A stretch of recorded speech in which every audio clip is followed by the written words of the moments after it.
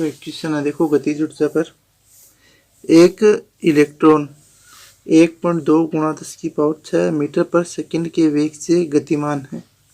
एक इलेक्ट्रॉन है, इलेक्ट्रॉन की गतिज ऊर्जा है वो दे रखी है 1.2 गुणा 10⁶ मीटर पर सेकंड के वेग से गतिमान है, यानी सॉरी इसका वेग दे रखा है।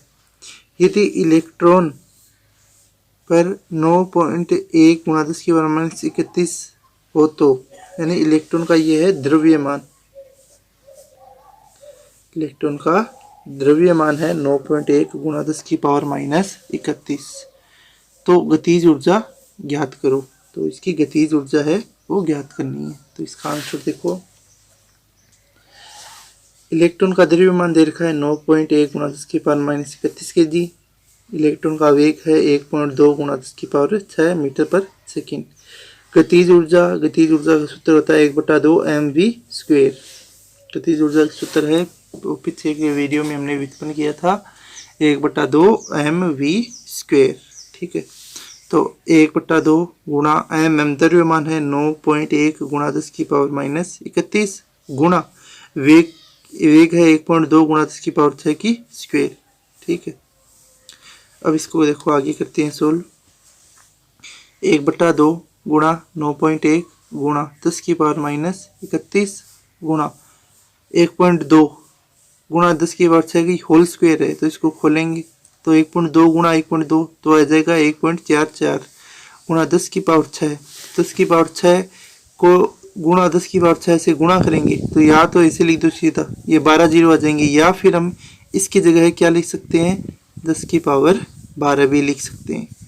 ठीक है, ऐसे भी लिख सकते हैं और इस प्रकार भी लिख सकते हैं।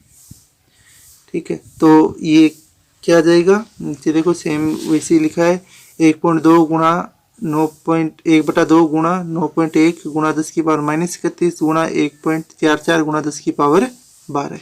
तो ये होगी 10⁻12। अब ये देखो ये है -31 और ये है 12, तो माइनस की है ये प्लस की है, तो ये माइनस हो जाएंगे दोनों एक दूसरे से। ठीक है, कितने बचेंगे ये 10⁻31 में से 10⁻12 गई, तो ये आ जाएंगे 10⁻19। ठीक है, 19 चिन्ह किसका आएगा माइनस का। ठीक है, चिन्ह आएगा माइनस का।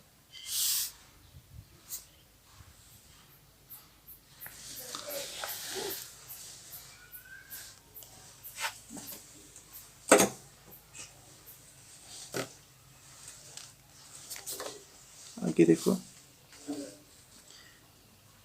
तो ये एक मिनट, ये 10⁻31 इसको इस प्रकार लिखेंगे 1/2 गुणा 9.1 गुणा 1.44 गुणा 10⁻31 गुणा 10⁻12, इन दोनों को पास पास में लिख लिए।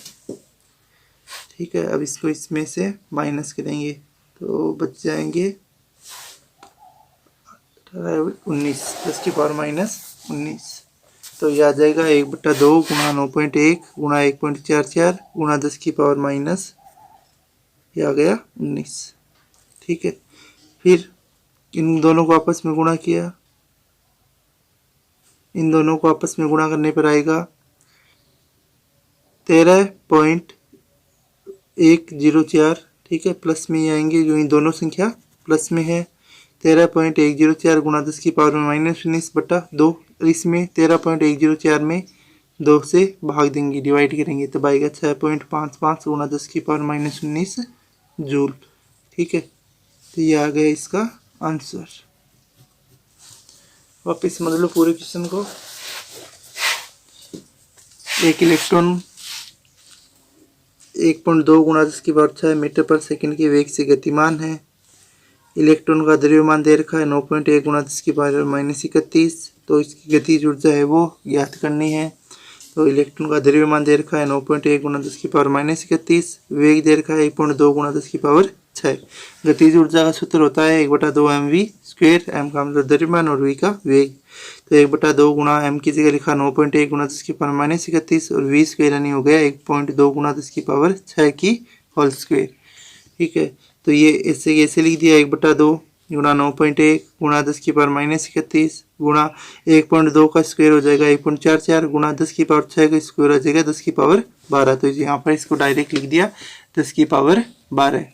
ठीक है, इसके बाद इन दोनों को पास पास में लिख दिया 1/2 गुणा 9.1 गुणा 1.44 गुणा 10⁻31 गुणा 10⁻12। देखो ये 31 माइनस का है, ये प्लस का है, तो ये प्लस माइनस माइनस हो जाएंगे। 31 में से 12 आ जाएंगे, बचेंगे 19 और चिन्ह किसका आएगा? माइनस का। तो ये अपना आ गया 1/2 गुणा 9.1 गुणा 1.44 गुणा 10⁻−19।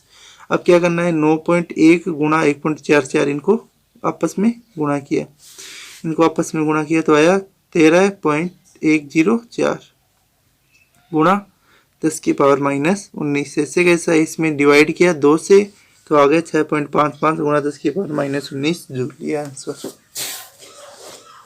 तो एक गतिज ऊर्जा है वो अपना टॉपिक कंप्लीट हो गया है। अगला अपना टॉपिक है वो है स्थितिज ऊर्जा। तो स्थितिज ऊर्जा क्या होती है? देखो, स्थितिज ऊर्जा वस्तु की वह ऊर्जा है जो वस्तु की स्थिति या अवस्था के कारण उसमें संचित होती है। यानी स्थितिज ऊर्जा वह ऊर्जा है जो वस्तु की स्थिति या अवस्था के कारण उसके अंदर होती है। ठीक है, इसी के कारण वस्तु में कार्य करने की क्षमता आती है। तो वस्तु की स्थिति या उसकी अवस्था के कारण जो उसमें कार्य करने की क्षमता आती है वो ऊर्जा स्थितिज ऊर्जा होती है। वस्तु को सामान्य स्थिति से किसी अन्य अवस्था में तक ले जाने में जितना कार्य किया जाता है उसका परिमाप ही स्थितिज ऊर्जा के बराबर होगा। उदाहरण के लिए देखो, एक ऊंचाई से किसी वस्तु को छोड़ा जाए, एक ऊंचाई से किसी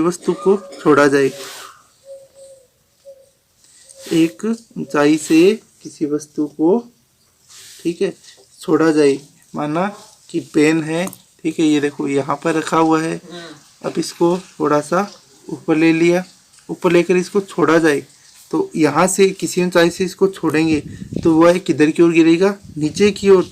तो छोड़ा जाए तो वस्तु पृथ्वी की ओर गिरती है। तो वस्तु किधर की ओर गिरेगी? पृथ्वी की ओर। तो ये जब पेन यहाँ पर रखा हुआ था तब ये स्थिति थी। अब इसकी स्थिति में हमने क्या कर दिया? परिवर्तन कर दिया, इसकी अवस्था में परिवर्तन कर दिया। कैसे?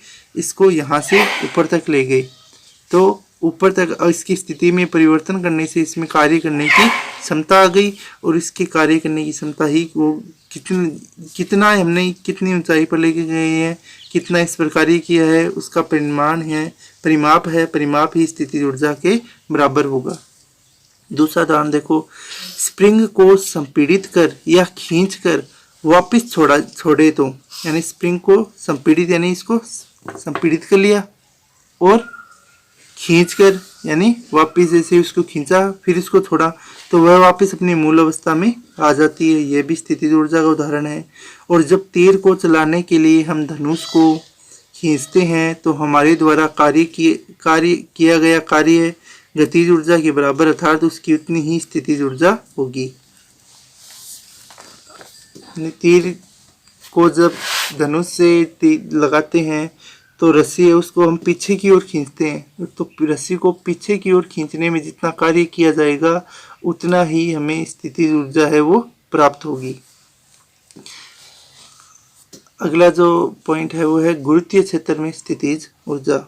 तो जब किसी वस्तु को पृथ्वी की सतह से किसी ऊंचाई तक ऊपर उठाते हैं तो गुरुत्वीय बल के विरुद्ध कार्य करना पड़ता है। वस्तु पर किया गया कार्य वस्तु की ऊर्जा में वृद्धि करता है। यह ऊर्जा वस्तु में स्थितिज ऊर्जा के रूप में होती है।